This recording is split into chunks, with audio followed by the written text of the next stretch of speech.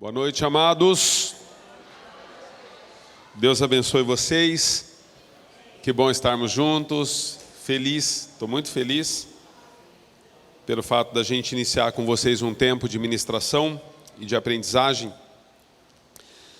Bom, eu quero dar alguns recados assim importantes para você, são gerais, mas vai valer para as 3 semanas, para as 2 seguintes, né? Porque hoje nós estamos aqui. O que acontece? Nós terminamos recentemente um trabalho bastante eficaz também com a diaconia. Nós estivemos aqui por 3 quinta-feiras ministrando a diaconia a respeito do exercício do ministério. E no primeiro dia, eu também dei uns 10 minutos, um pouquinho mais, porque as pessoas estão ainda... Mas a partir da semana que vem, 8 horas, britanicamente, em ponto, a gente inicia. Tá bom? Por quê? Porque todas as vezes que eu dou uns minutinhos a mais para vocês, a gente demora mais para ir embora. E também, nos outros dias, nas outras semanas, eu quero respeitar quem chegou no horário, tá bom?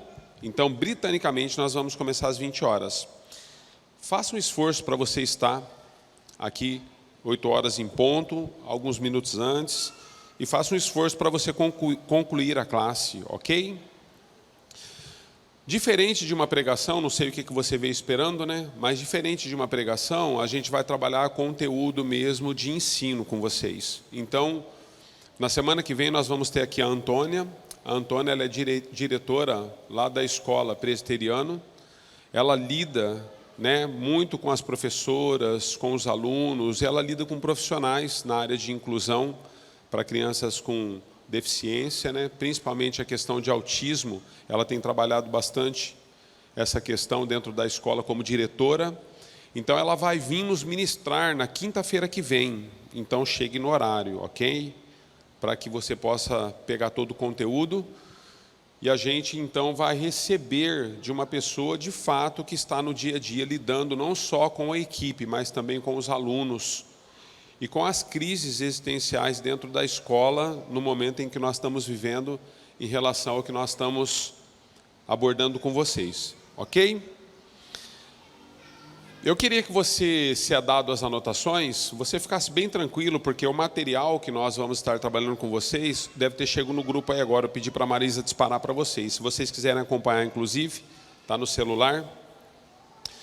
A ideia são 3 aulas, amados. Hoje eu vou falar a respeito do que eu falei com a diaconia. Eu só adaptei algumas coisas para que a gente possa trabalhar a questão de inclusão com as crianças e o Ministério Kids. Mas eu tenho entendido na igreja que a gente jamais vai conseguir ter um bom trabalho ou fazermos as coisas de maneira eficaz se nós não entendermos o porquê nós fazemos o que fazemos, ok? Então, diferente da gente falar sobre os critérios, as questões, o trabalho, o exercício daquilo que nós estamos fazendo, isso nós vamos deixar para a última aula. Na última semana nós vamos falar de fato sobre as divisões de cada, né, pessoa, de cada professor, de cada apoio. A gente vai falar do dia a dia do Ministério Kids na última semana. Mas, por enquanto, nós queremos iniciar, assim, expandindo um pouquinho você, a respeito de que você possa compreender o porquê você faz o que faz. Então, nós vamos falar sobre vocação do ministério. Eu falei com a diaconia, né? Nós temos algumas adaptações, como eu disse, mas eu quero falar sobre vocação com você. Então, é bem aula mesmo para você entender um pouquinho de como nós podemos servir melhor aquilo que Deus nos confiou nas mãos, como nós podemos trabalhar isso de maneira mais eficaz, ok? Então está aí na apostila, se você puder acompanhar. Vamos lá. Vocação e o ministério. Toda chamada traz consigo traços e indícios extremamente relevantes que caracteriza e que aprova toda e qualquer pessoa ao exercício do ministério. Antes de trabalhar de maneira direta a questão Kids, é preciso fundamentarmos questões básicas para o exercício de qualquer ministério que seja, pois sem uma base sólida e concreta, toda oferta oferecida ao Senhor será manca e defeituosa. Servir ao Senhor sempre será um privilégio a todos quantos Ele os permite, pois quem almeja tais coisas, tais posições, grandes coisas almejam. Eu queria que você entendesse o seguinte, olha, nós estamos crescendo como igreja, estamos expandindo como igreja, estamos de fato ganhando a nossa identidade como ministério. Com certeza, as coisas na organização da comunidade hoje, elas são muito mais eficazes e mais sólidas do que anos atrás. E à medida que o tempo está passando, nós estamos cada vez mais afunilando, né, aquilo que Deus tem nos dado para que vocês possam ter uma boa base do serviço que foi confiado nas mãos de vocês. Em outras palavras, a comunidade já tem uma identidade. E a identidade da comunidade, nós lutamos por um princípio e por um propósito. Nós somos uma igreja e nós trabalhamos a questão da inclusão de crianças e famílias com deficiências, mas a questão não é se as crianças e famílias com deficiências estão no nosso meio. Nós temos muitas famílias com crianças que não carregam deficiências e que também precisam ser cuidadas na mesma proporção. Porque às vezes há uma percepção nossa de que nós enfatizamos um determinado assunto e os outros nós deixamos meio que, deixa a vida me levar, a vida leva eu, entende? E nós vamos fazendo de qualquer forma algumas coisas. Por quê? Porque na verdade nós não estamos tocando de maneira direta a criança que nós, supostamente estamos idealizando trabalhar com ela. Olha, se a igreja é inclusiva nesse sentido, então eu quero focar na criança com deficiência, na criança com limitação, mas não é isso, queridos, nós somos igreja. Então toda e qualquer função e ministério que nós almejamos, nós precisamos entender a nossa vocação nesse ministério. Então nós queremos trabalhar de maneira ampla com você a extensão de todo o seu exercício ministerial naquilo que você faz hoje. Quando Paulo ele fala a respeito onde Deus separa ministros para a sua casa, ele fala de várias funções. Ele fala dos bispos, dos presbíteros, ele fala dos diáconos, e ele fala lá em 1 Timóteo capítulo 3, como deve ser o exercício da vida dessas pessoas. O que acontece? Às vezes, amados, nós confundimos voluntariado com vocação. As pessoas das quais a Bíblia trata a respeito da separação delas, quando o Senhor as separa, Deus está falando de uma vocação na vida dessas pessoas. Então eu queria que você entendesse o seguinte, nós podemos servir em qualquer área da igreja, mas existe uma grande diferença quando nós somos vocacionados a algo. Logo nós vamos entender, eu acredito que daqui para o último dia, nós vamos entender que muitos de nós vamos chegar à conclusão que nós somos de fato apoio e tão somente apoio, e nós vamos ser o melhor apoio possível. Mas que existem pessoas no nosso meio, dentro da equipe, que são vocacionadas a esse chamamento. Existe uma vocação de Deus na vida dessas pessoas. Quando você olha para a Bíblia, você vai entender que Deus fala a respeito de 9 dons do Espírito Santo. Os 9 dons do Espírito Santo, eles fluem na igreja. 1 Coríntios 14, 26 vai falar dessa fluência dos dons na casa de Deus, mas a Bíblia ela vai além dos 9 dons. A Bíblia vai falar a respeito dos 5 ministérios funcionando dentro do corpo de Cristo. Então significa que cada um dos seus ministérios dentro do corpo de Cristo, ele deve ser exercido por vocação e por excelência.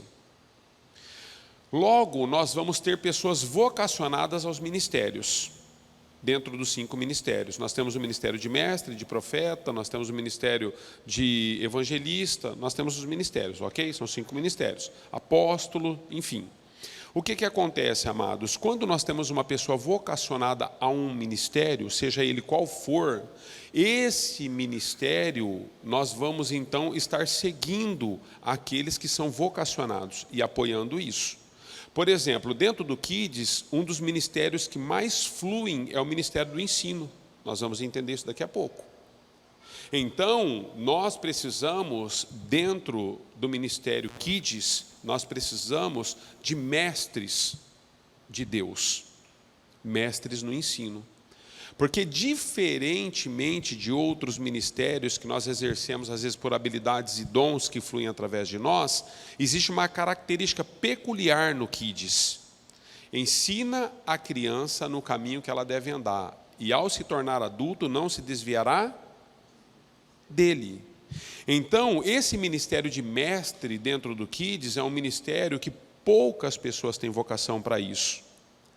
Mas as pessoas que têm vocação para o ensino, as pessoas que têm vocação para esse chamamento, elas também têm, juntamente com elas, todas as pessoas que as ajudam no processo. Pastor, eu não sou pedagogo, não sou pedagoga, está tudo certo. Mas você precisa entender que o ministério com as crianças, nós precisamos fluir no ministério de ensino. Porque nós ensinamos as crianças em todos os aspectos. Então, eu vou falar um pouquinho sobre a vocação da consciência com vocês e vou falar um pouquinho a respeito de como nós vamos lidar no ministério pela identidade que Deus está nos dando, ok? Vamos lá, a consciência da vocação. Atos capítulo 20, verso 24, fala a respeito de Paulo. Paulo, ele está vivendo um momento importante da sua vida, ele vai se despedir dos irmãos da igreja em Éfeso, e ele diz o seguinte: todavia, não me importo nem considero a minha vida por valor algum para mim mesmo, se tão somente puder terminar a corrida e completar o ministério que o Senhor Jesus me confiou de testemunhar do Evangelho da graça de Deus. O que acontece, queridos? Nesse contexto, Paulo, ele estava estabelecendo igrejas como apóstolo. Por onde Paulo passava, ele estabelecia igreja em cidades. Então tem as igrejas da Galácia, então tem as igrejas de Corinto, as igrejas de Éfeso, a igreja, ele vai abrindo igrejas, ok? Esse é um momento importante na vida de Paulo, porque Paulo, ele está diante dos irmãos na igreja em Éfeso, que depois Timóteo se torna o pastor dessa igreja, né? O guardião dessa igreja, o presbítero dessa igreja, mas Paulo, ao se despedir por uma viagem missionária que faria agora, ele chama os irmãos e as autoridades nesse contexto, e ele está dando um discurso para esses irmãos. E aí ele chega no verso 24 desse capítulo. E ele diz o seguinte: olha, deixa eu dizer para vocês, com tudo que nós vivemos aqui, com todas as coisas que foram transformadas nessa cidade. E aí que eu queria que você entendesse, Paulo está numa cidade onde as pessoas foram completamente transformadas pelo ensino de Paulo ao passar por aquele lugar. Quem já estudou o livro de Efésios aqui sabe disso. Nós fizemos um período, né, dos livros que nós estamos estudando, e Efésios nós passamos por isso. Então o que acontece, queridos? Havia dentro daquela cidade muito sincretismo, adoração a ídolos e imagens, e uma série de coisas, e uma adoração assim muito forte a uma deusa chamada Diana.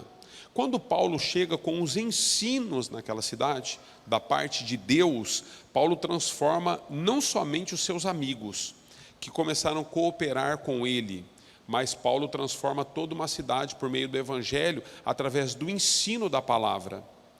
Então o que eu queria que você entendesse? Ele está se despedindo dos irmãos e está dizendo: olha, com tudo isso que aconteceu, mesmo que houve essa total transformação na cidade, as pessoas deixaram da ignorância que tinham a respeito do propósito de Deus para a humanidade. Mesmo com tudo isso, deixa eu dizer algo para vocês: eu não considero a minha vida em nada importante para mim mesmo, desde que eu possa completar a carreira que me está proposta, porque me foi atribuída uma vocação, e por essa vocação que me foi atribuída, é isso que Paulo está dizendo com outras palavras, por essa vocação que me foi atribuída, eu não negocio ela por nada. Pastor, por que essas coisas são importantes? Porque quando nós falamos sobre voluntários, queridos, nós temos tirado esse nome voluntário da comunidade. Porque o voluntário é o único título que se dá a uma pessoa que não traz a ela compromisso algum. Sabia? Todo voluntariado, ele deve ser recebido por quem está sendo abençoado, mas ele deve ser dado por quem deseja. E se a pessoa não deseja um comprometimento profundo, ela não se envolve, porque ela é uma voluntária do processo. Então, o voluntário é assim: você nunca pode contar com ele em relação a compromisso. Você pode contar com ele o dia que ele está bem. Então, o dia que ele está bem, ele quer servir. Hoje eu apareço. Ah, hoje eu vou. Não, hoje eu não tenho nada na minha agenda mais importante. Como eu não tenho nada mais importante na minha agenda, então eu vou fazer isso por alguém, pela comunidade, pelas famílias. Estão entendendo? Então, eu tenho tentado, queridos, assim, arduamente tirar essa palavra voluntário do nosso meio. Porque nós não estamos aqui lidando e trabalhando com a comunidade mediante ao voluntariado de vocês, embora é um título que se pode usar, mas eu acredito que vocês são apoio. para mim, a expressão apoio é muito maior e muito melhor do que simplesmente voluntariado. Sabe por quê? Porque quando a Bíblia diz assim, olha, suportai-vos uns aos outros, está nos falando de suporte. É suporte, queridos. A ideia original dessa palavra, suportai-vos uns aos outros, tá vendo aquela caixa lá na parede? Olha lá, todo mundo. Aquela caixa está num suporte, aquele suporte chama mão francesa. O que é uma mão francesa? A mão francesa, se aquele suporte ele fosse só um L, eu ia colocar a caixa em cima, essa barra não ia sustentar o peso da caixa, ela ia dobrar e cair, por conta do peso da caixa. Então, tem essa barra na vertical, assim na diagonal, melhor dizendo, ela chama-se mão francesa. Quando a Bíblia nos fala a respeito dos ministérios que estão fluindo através dos apóstolos, e fala das pessoas que estão ajudando, fala que essas pessoas são suportes no ministério, ou seja, elas são apoio. Suportai-vos uns aos outros em amor. Então, todas as vezes que nós temos os vocacionados, que são homens e mulheres que, na verdade, têm um dom fluindo neles através do exercício de mestre, de ensino, nós somos a mão francesa que suporta esses irmãos na batalha, que faz com que esses irmãos possam cumprir cabalmente o propósito final daquilo que a igreja de Cristo foi levantada na terra para ser e fazer. É simples assim. Eu já poderia liberar você para ir embora. Você já aprendeu tudo que você vai ter que ouvir aqui nessas 3 semanas. Então, a questão é o seguinte, queridos, quando falamos sobre voluntariado, nós não temos um compromisso de vocação. E eu creio que mesmo que você seja uma mão francesa, mesmo que eu seja uma mão francesa nesse processo, nós somos o suporte que faz com que possamos concluir a corrida juntos. Porque na vida cristã, todo ministério é uma maratona, não é um tiro de 100 metros, é uma maratona. Quantos já assistiram, nas Olimpíadas, tem a corrida de bastão, você corre 100 metros, passa o bastão para o outro, que corre mais 100 metros, que passa o bastão para o outro, até finalizar a prova. É isso que nós estamos fazendo. Então nós somos apoios de vocação. Pastor, mas tem vocação para ser apoio? Tem. Paulo fala a respeito de alguns irmãos. Por exemplo, Paulo fala de Epafrodito. Cadê as irmãs grávidas aí? Um nome bonito para você pôr no fio. Epafrodito. Queridos, a Bíblia fala que quando Paulo se refere a esse irmão, Paulo diz o seguinte a respeito dele, lá em Filipenses, capítulo 2, ele fala assim: todas as vezes que me lembro de Epafrodito, me alegro em oração e choro por ele. Porque Epafrodito, ele sempre foi alguém que me assistiu nas minhas dificuldades, nas minhas lutas. Suporte. Para que Paulo pudesse cumprir o propósito e o projeto de Deus para a vida dele, muitos Epafroditos foram levantados. Timóteo foi um, Tito foi outro. Amém? Então, queridos, vocação.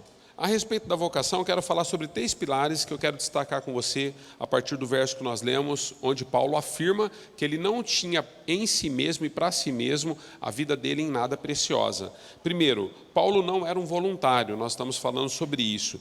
Paulo era um convocado, um chamado e chamado por Jesus. Em Atos, queridos, nós vemos que Deus não faz um convite para Paulo. Em Atos capítulo 9, quando Jesus encontra Paulo, Jesus não faz um convite, ele separa Paulo. Paulo foi um separado por Deus. Eu e você, amados, nós somos separados por Deus. Às vezes nós não conseguimos entender a dinâmica, porque nós ficamos esperando coisas megas espirituais, às vezes olhando para algumas questões bíblicas de homens que, nossa, mas Deus mandou o profeta lá, nossa, mas o anjo, mas o Espírito Santo. Às vezes nós ficamos tão presos nisso e não percebemos na simplicidade da nossa vida como Deus está nos separando. Jesus, na verdade, quando encontra Paulo em Atos capítulo 9, na estrada de Damasco, o que Jesus faz com Paulo? Jesus, o próprio Jesus. Então, todo vocacionado, queridos, ele nunca entende que quem chamou ele foi a igreja. Muito menos que quem separou ele foi um ministério A, B ou C. E muito menos ele entende que ele está na posição e exerce o que está exercendo porque ele é amigo do pastor ou do líder maior da igreja. Porque pessoas vocacionadas, eles entendem em primeiro lugar que antes de todas essas coisas que eu citei há pouco acontecerem, você ter contato com o pastor, você ter sido separado para um ministério específico, você estar em contato com líderes maiores, antes de tudo isso acontecer, Jesus te encontrou. Ele te separou para uma vocação. Eu vou dizer para vocês, irmãos, Marisa sabe disso. Eu louvo a Deus pela vida da Marisa e de tantos outros, né, que, como vocês, têm sustentado o Ministério Kids. Mas eu não tenho vocação com crianças. Eu sou um apoio, né, Marisa? A Marisa sabe disso. Só que é o seguinte, a Marisa sabe, irmãos, eu sou o melhor apoio que eu posso ser. Em tudo. Não existe nada que está ao meu alcance, fora do meu alcance, que eu não faça para o ministério acontecer. Só que eu tenho um linguajar muito adulto, muito maduro, muito grotesco para as crianças. Elas não conseguem. Eu brinco com a criança, ela chora. Eu não sei se é por conta da voz, se é por conta do jeitão, né? Sei lá qual que é. Mas não levo jeito com crianças. Mas é assim, tudo que é necessário, conta comigo. Se eu tiver que balançar, eu balanço. Se eu tiver que pegar no colo, eu pego. Se eu tiver que ficar, se eu tiver que cuidar, eu cuido. Não levo jeito, mas eu faço. Sabe por que eu faço? Porque é o seguinte, eu entendo que eu sou um apoio. E para que vocês possam fluir, eu preciso dar o meu melhor. Então, dentro disso, por que eu dou o meu melhor? Ainda na apostila diz assim, ó, ser chamado por Deus e ao ministério é um grande privilégio. Todas as vezes que o Senhor chama alguém, o chamado é irresistível. Porque quando Deus nos chama, Ele coloca em nós um desejo irresistível de obediência e temor. O que acontece comigo? Mesmo eu não tendo uma vocação específica dentro da questão de trabalhar com crianças, porque eu não tenho tato com crianças, o chamado de Deus para mim é irresistível. E eu compreendo que dentro do ministério e dentro da casa de Deus existe um bem maior, que é a soma do todo que nós concluímos o single, o um, é a soma do todo. Porque a igreja, queridos, ela está debaixo de uma perspectiva e de uma caminhada para um objetivo final. E quando nós, juntos, cada um de nós faz a nossa parte com temor, amor e tremor, nós concluímos. Porque a chamada de Deus para nós é irresistível. Então, por que eu me posiciono em suportar, no sentido de suporte, todo o ministério e todos vocês? Porque, na verdade, eu estou entendendo o propósito pelo qual Deus me separou. Eu não tenho uma vocação, às vezes, para trabalhar com criança, mas eu tenho vocação para trabalhar com ensino. De alguma forma, eu vou contribuir. Entende? Então, nós precisamos nos ajudar nisso. Vamos lá. Ó, o chamado irresistível do ministério é algo sublime, está em negrito aí na sua apostila. A pessoa que entende o chamado de Deus para a vida dela jamais negocia a posição que o Senhor estabeleceu, porque qualquer outra proposta sempre será inúmeras vezes menor do que o que ela já recebeu. Alguém disse o seguinte, presta atenção, que ainda que você seja convidado para ser embaixador de qualquer reino deste mundo, você jamais deveria se permitir rebaixar-se a essa posição. Nunca se rebaixe à posição de ser ou desejar ou se dobrar ou aceitar a ser embaixador do reino deste mundo, porque na verdade você e eu já somos embaixadores do reino celestial. Então todas as vezes que nós almejamos mais as coisas do mundo em detrimento das coisas celestes, nós não estamos entendendo o nosso propósito. Pastor, o que significa essa frase, essa linha de raciocínio conosco? Significa o seguinte, vocês estão carregando algo muito maior do que aquilo que às vezes vocês têm percebido. Por quê? Porque às vezes a função, ela é simples. A função é tão simples que a sociedade a desmerece. E por conta dela ser simples e na percepção da sociedade, às vezes algo que a gente não valoriza tanto, nós deixamos de fazer. Uma grande empresa aérea foi visitada, você já deve ter lido sobre isso, né? E havia uma característica na empresa da importância da compreensão de cada trabalhador entender o que estava fazendo. E essa empresa se chama NASA. Manda coisas para o espaço, foguetes para o espaço. Então, da portaria, queridos, da portaria até o presidente, todas as pessoas tinham uma só fala, uma só visão e uma só convicção a respeito da posição deles no processo.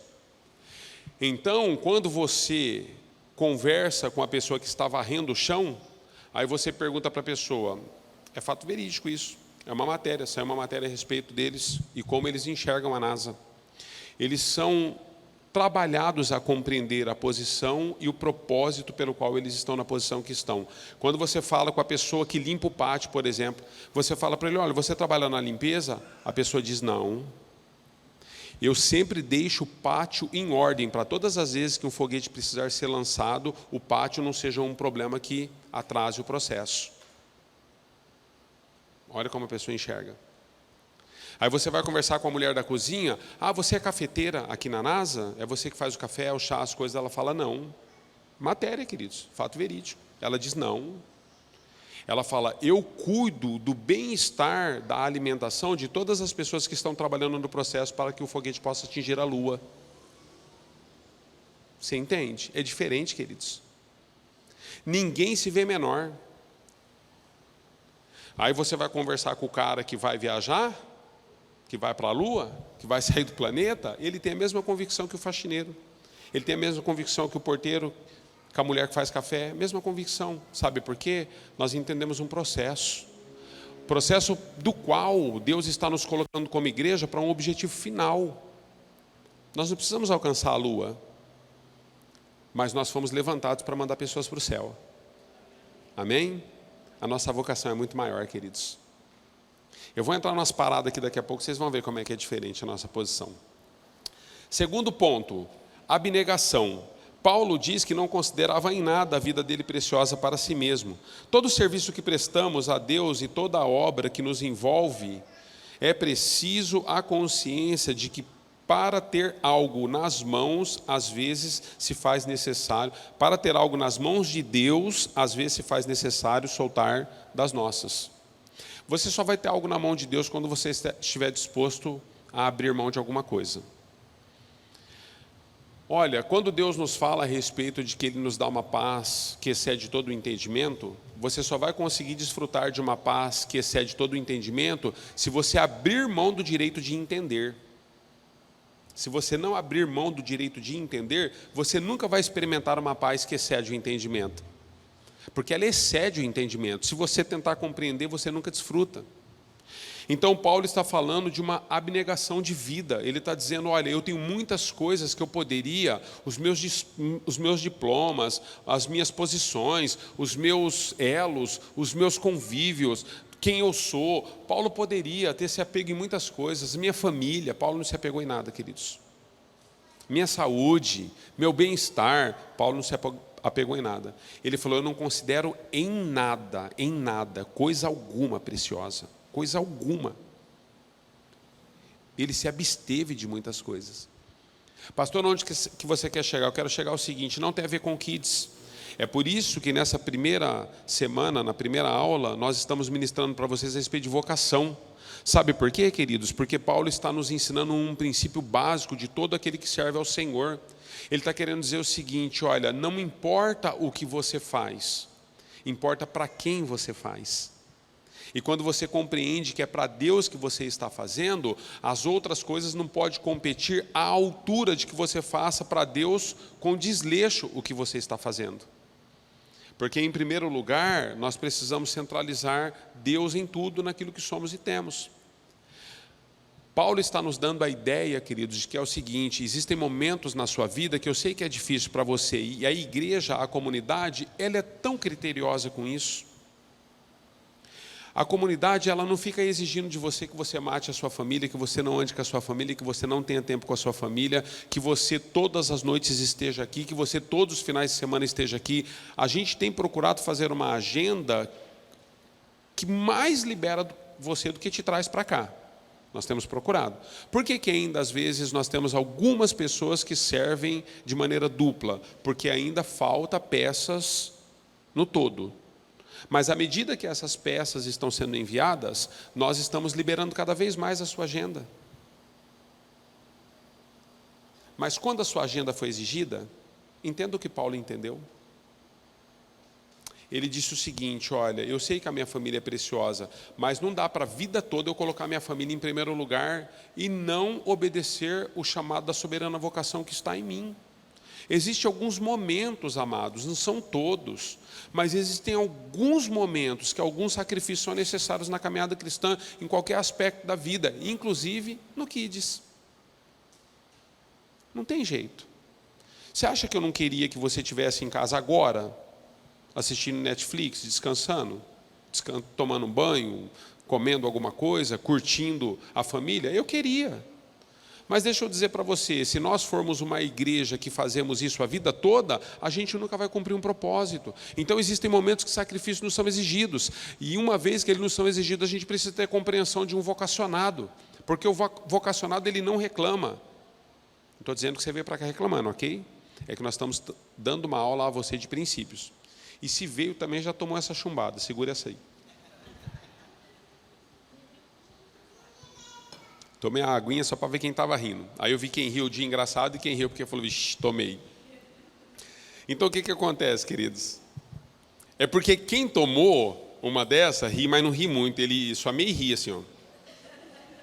Ele não dá aquela, ele não solta o corpo, entendeu? Ele fala, tá bom, leitura corporal, tá tudo certo. Nós... Queridos, essa foi boa, que eu estou daqui. Papai sabe. Papai sabe, não sou eu não, papai sabe. Abnegação, queridos, é algo que nós vamos precisar entender o que é serviço na casa de Deus. Aí na apostila você vai ver, João 13, você conhece o texto, Jesus coloca uma toalha nos ombros, né? E ele pega uma bacia com água e ele vai servir. Ou seja, Jesus, ele tinha tudo, queridos, para descansar. Mas esse é um momento importante. Você sabe por que é um momento importante? Porque houve uma decisão de Jesus nesse processo de João 13, 3 em diante. Porque quem lavava os pés dos escravos, ou quem lavava os pés das pessoas, eram os escravos, os piores da casa. Sabe aquele escravo que não tem valor? Porque não tinha valor mesmo esse escravo. Quando a pessoa era pobre e ela não tinha condições de ter um escravo, porque para ter escravo também tinha que ter dinheiro, porque você comprava os escravos, ok? Quando a pessoa era muito pobre, ela não tinha um escravo, quem tinha que lavar os pés era o filho caçula, os pés das visitas. Então é sempre a pessoa menos importante. Jesus, ele tinha tudo, mas ele abriu mão, ele abnegou de quem era, para que ele pudesse servir mais uma vez. Então, entender isso é um processo que vai mudar a história e a realidade daquilo que nós estamos vivenciando no Kids. Irmãos, a igreja está para romper. Quantos creem nisso? E quando eu falo a igreja está para romper, não tem a ver com a placa, Comunidade de Amor e Graça. Nós estamos vivendo um momento na terra, a igreja está para romper. Escuta o que eu vou dizer para você. Não sou profeta do caos nem dos últimos dias, mas eu queria que você entendesse. Preste bem atenção nos dias que nós estamos vivendo. Preste bem atenção. Nós não estamos vivendo dias comuns na terra. Não estamos. Existem muito mais coisas acontecendo entre o céu e a terra que nós não estamos percebendo. Mas aqueles que são nascidos do Espírito compreendem as coisas do Espírito. Às vezes nós resumimos a nossa vida, olha eu pregando, é difícil, eu tenho dificuldade. Mas às vezes nós resumimos a nossa vida em vir aos cultos, ir nas células, servir no ministério. Deixa eu dizer para você, a coisa é um pouquinho mais profunda. Vamos discernir os nossos dias, amém? Jesus discerniu os seus dias, Paulo discerniu os seus dias, nós precisamos discernir os nossos dias, para que nós não sejamos pegos de surpresa, porque se Deus nos chama antes dele voltar, nós vamos ter cumprido o nosso papel, ok? Então, eu quero falar aí o último ponto com você, eu vou avançar, porque eu pretendo liberar você no horário. Terceiro ponto aí, pulei uma série de coisas, você lê em casa, tá? Vocês também são folgados, quer que a gente lê tudo? Então é assim, lê em casa o que eu não estou lendo aí. É importante o que está escrito aí. Nós preparamos o material, então você Tá bom? Terceiro ponto da vida de Paulo, de um vocacionado, queridos, é a paixão. É a paixão que você tem pelo que você faz. Quantos são casados aqui, ou já passaram por casamento? Quantos já namoraram, assim? A gente fica apaixonado quando a gente conhece, né? A nossa alma gêmea. Hã? Já dizia Fábio Júnior, né? Alma gêmea. É um negócio diferenciado, metade da laranja. Vou falar para você, queridos, paixão é algo sobrenatural na vida de uma pessoa. E no ministério isso também acontece. Porque a pessoa vocacionada, ela tem paixão pelas coisas de Deus. É um negócio que arde dentro da gente. Queima em nós. Não tem a ver com estruturas, não tem a ver com filosofia ministerial, não tem a ver com isso. Porque as pessoas, uns gostam do zóio, outros gostam do remelo. Você sabe que é assim, né? Não é o que você gosta, não é o que eu gosto. É a paixão pela igreja. Eu atendi uma pessoa essa semana com crise em relação a algumas coisas ministeriais. E ele tinha tomado algumas decisões repentinas. E ele tomou a decisão e agiu.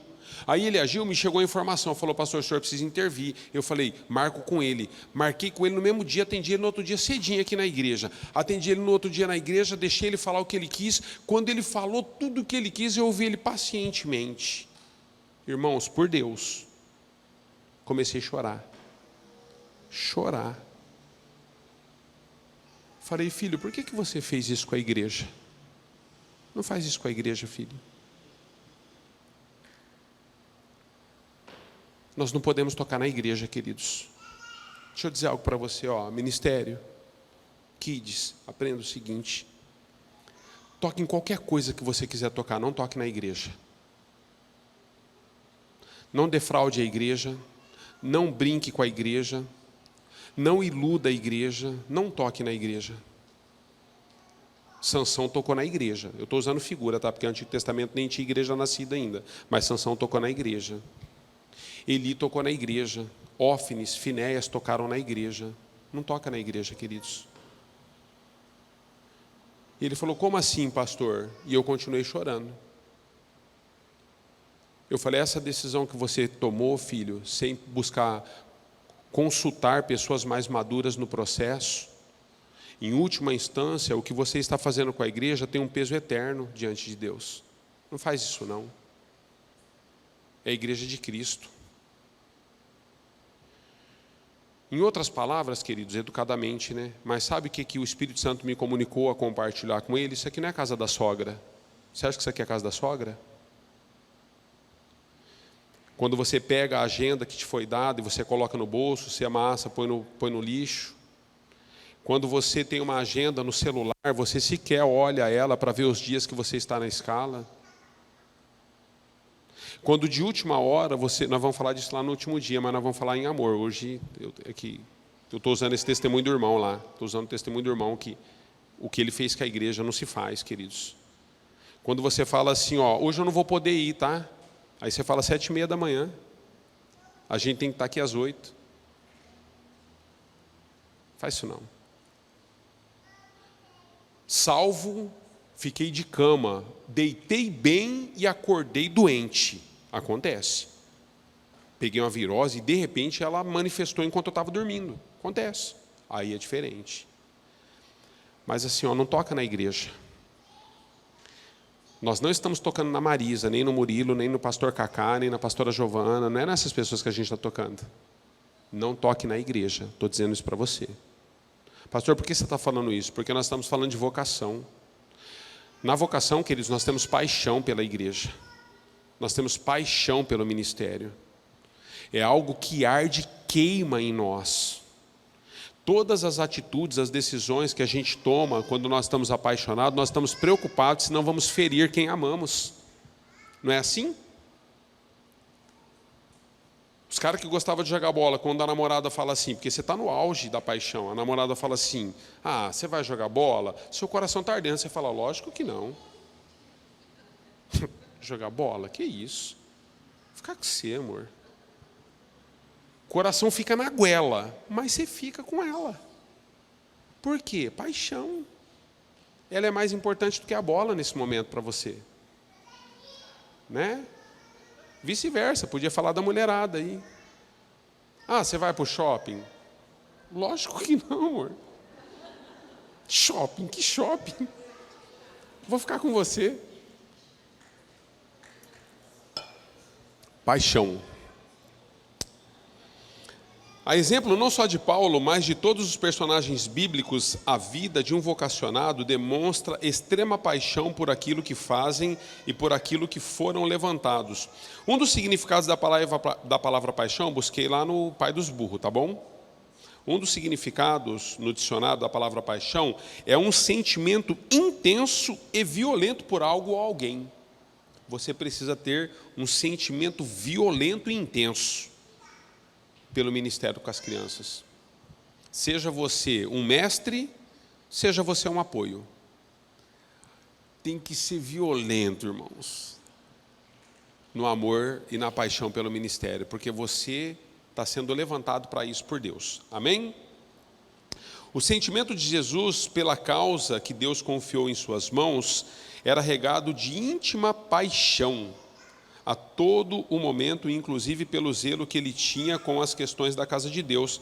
João capítulo 2, verso 13 em diante, Jesus entra no templo e pega todo mundo de chicote. Quando ele expulsa todo mundo do templo, aí eles diziam o seguinte, versículo 17: então os seus discípulos lembraram-se do que estava escrito lá no Antigo Testamento, que era uma profecia de que haveria acontecer no Novo: o zelo pela tua casa me consumirá. A paixão coloca zelo em nós. Zelo. Eu falei muito com a diaconia, que é outro processo, né?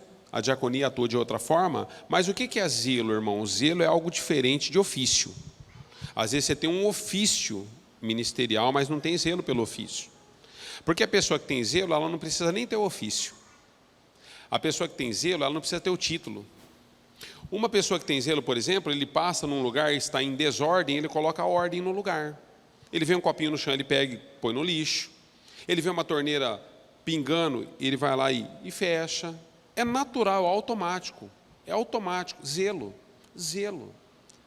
Então, a pessoa que tem zelo, que carrega zelo pelo ministério no Kids, ela chega antes, ela vê se tudo está em ordem, ela não põe a culpa em ninguém. Se ninguém chegou, cada um com seus problemas, eu tenho zelo.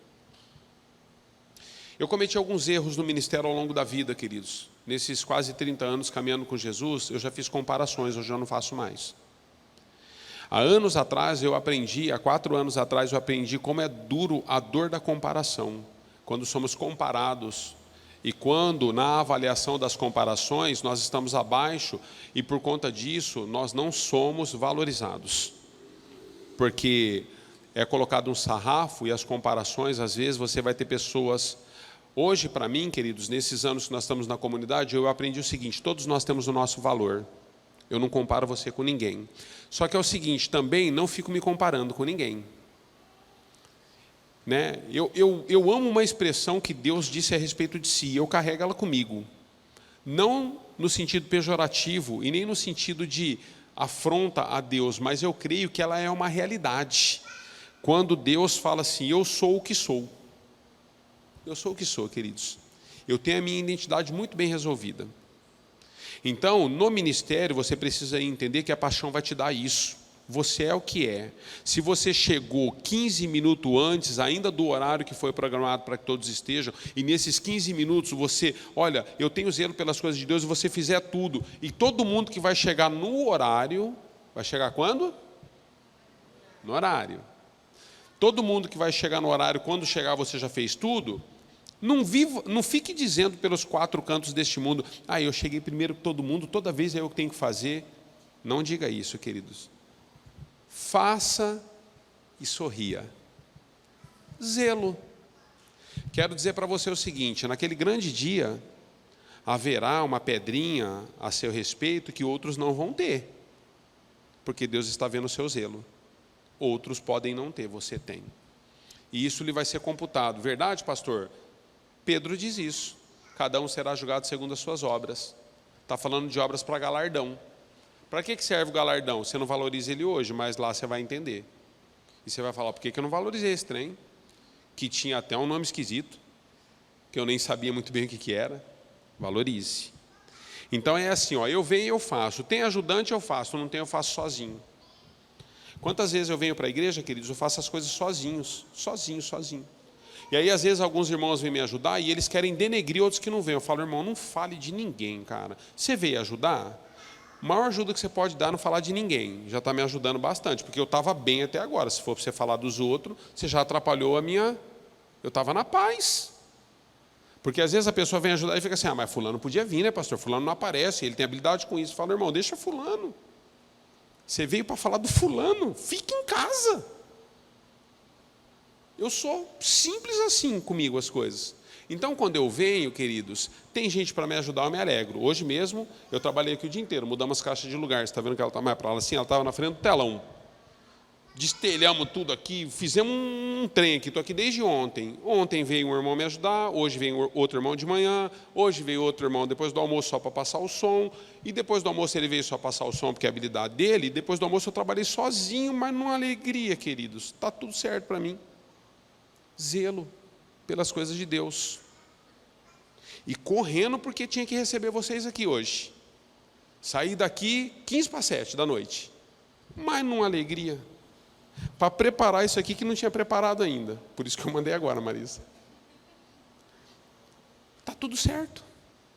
Bênção. Você é um vocacionado. Você compreende isso? Há uma vocação do Senhor em você. Tá bom? Vamos entrar um pouquinho no Kids. Chega de falar de maneira específica sobre vocação.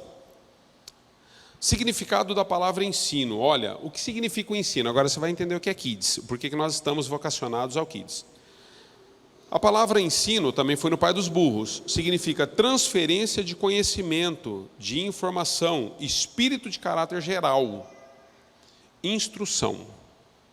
Embora a palavra carregue o substantivo masculino, é usada para indicar o poder de compartilhar tanto dos homens quanto das mulheres.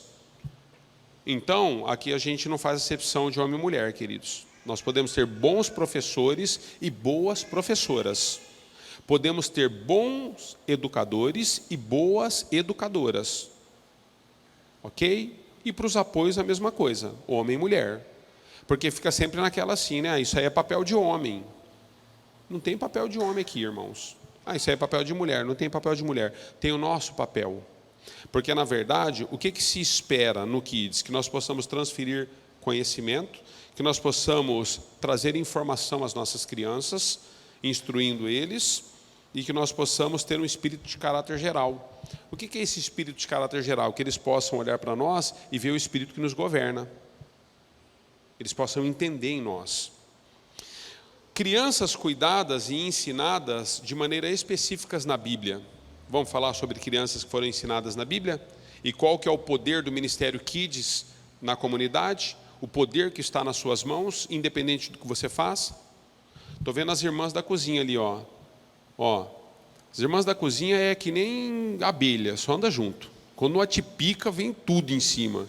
Vira enxame esse trem. Briga com uma para você ver. As outras vêm que nem um leão em cima. Mas tá ali as irmãs. As irmãs, elas não têm tanto contato com as crianças de maneira direta. Mas deixa eu dizer para você, o que essas irmãs ensinam através da entrega na cozinha que elas estão, a maneira como as crianças são tocadas e o que elas aprendem por repetição, aprende por circunstâncias de alcance através da vida das irmãs da cozinha, queridos, é incalculável. Incalculável. Porque, por exemplo, nós temos relatos de vários pais e mães aqui que as crianças em casa jamais aceitavam comer frutas. Hoje comem de tudo, estão comendo até jiló. Sério.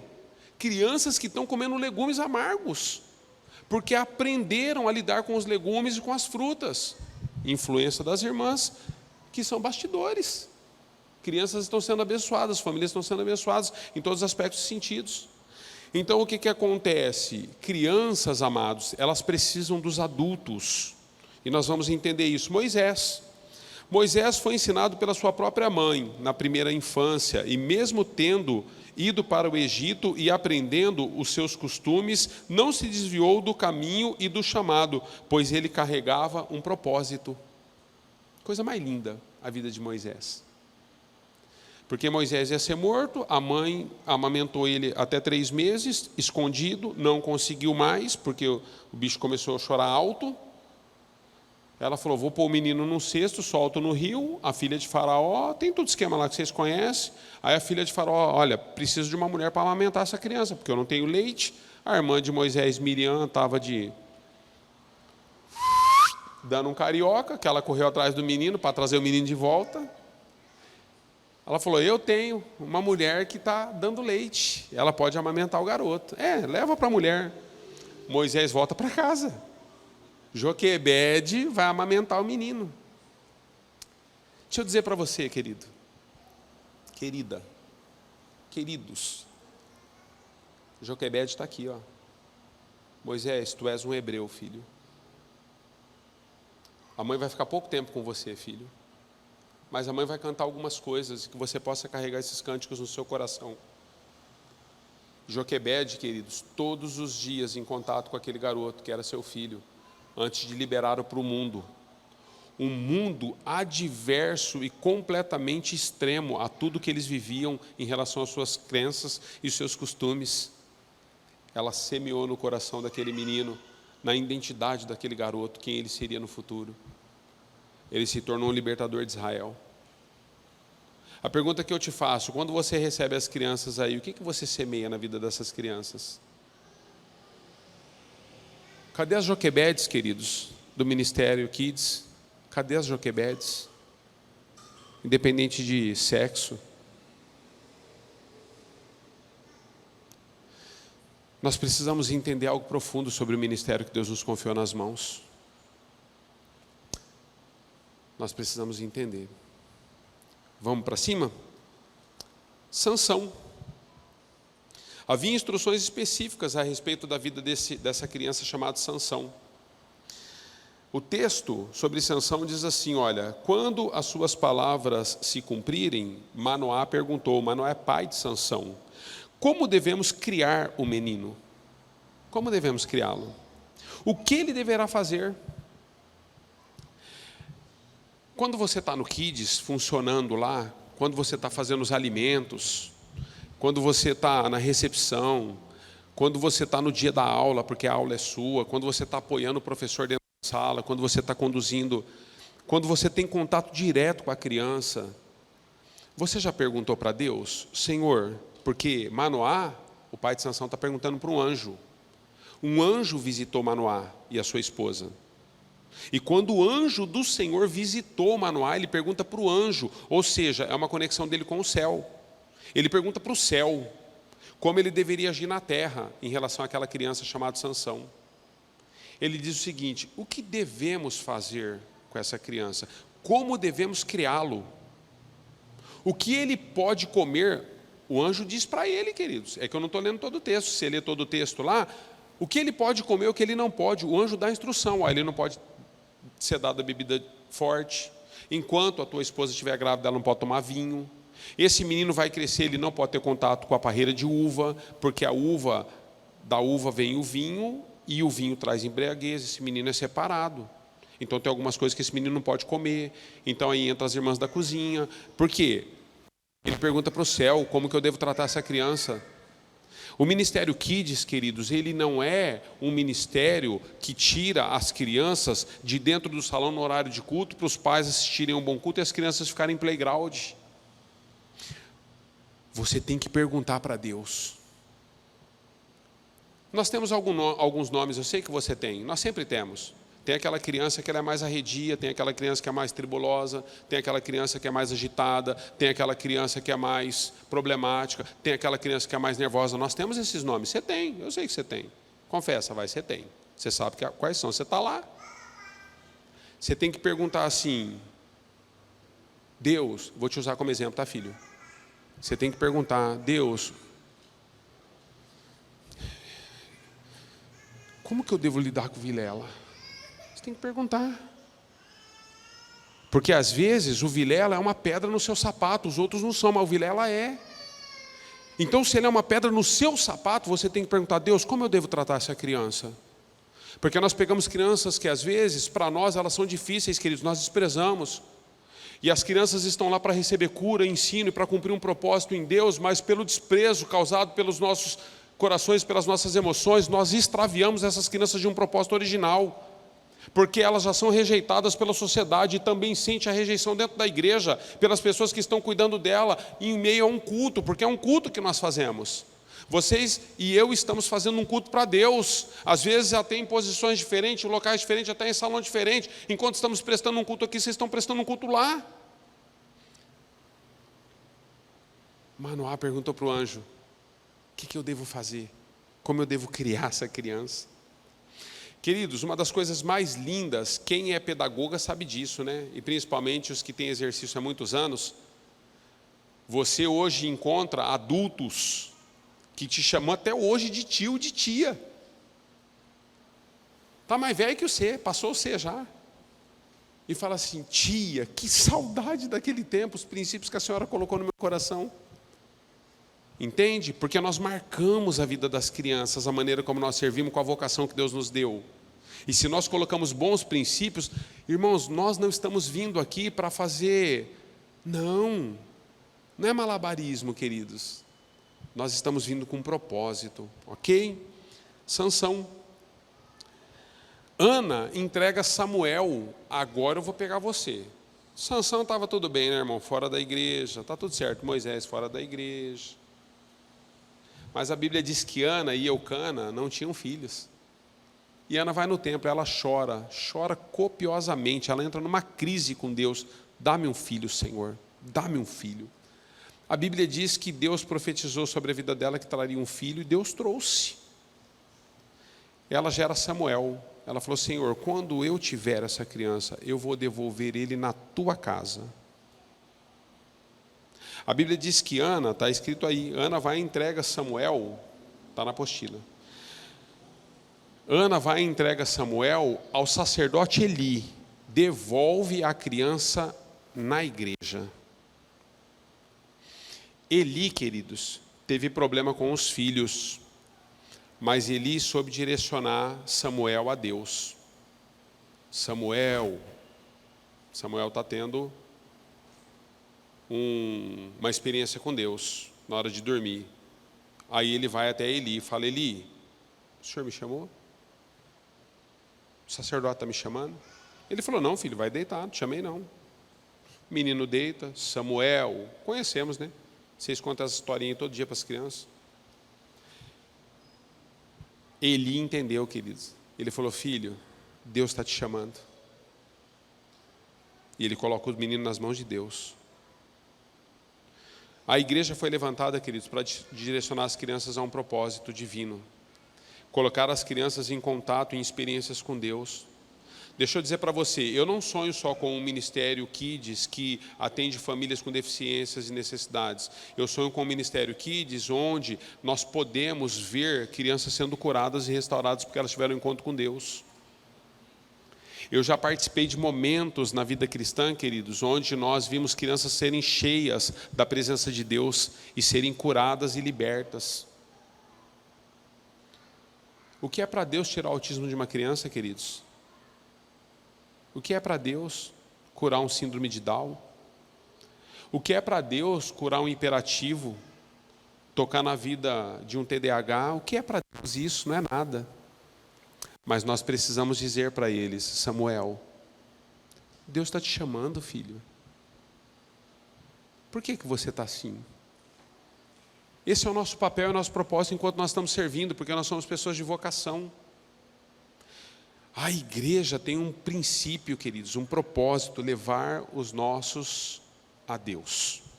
Amém? Eu finalizo com você. A Bíblia diz que Deus, quando Ele decide salvar a humanidade, Deus coloca o seu filho aos cuidados de uma família, uma criança chamada Jesus. E essa criança chamada Jesus recebeu todos os cuidados necessários para cumprir o seu propósito na terra. Quando falamos de Maria, está na apostila aí, eu anotei, depois vocês leem. Quando falamos de Maria, Maria tinha um vínculo sanguíneo com Jesus, porque ela era mãe biológica, ok? José, o que José era de Jesus? Padrasto, né? O que é padrasto? Nada. Não tem nenhuma ligação genética, sanguínea, não tem nenhuma ligação. Então o padrasto ele cumpre um papel, mas na verdade, na realidade, no grego, no hebraico e no português, padrasto não é nada. Ele cumpre um papel, mas ele não é nada.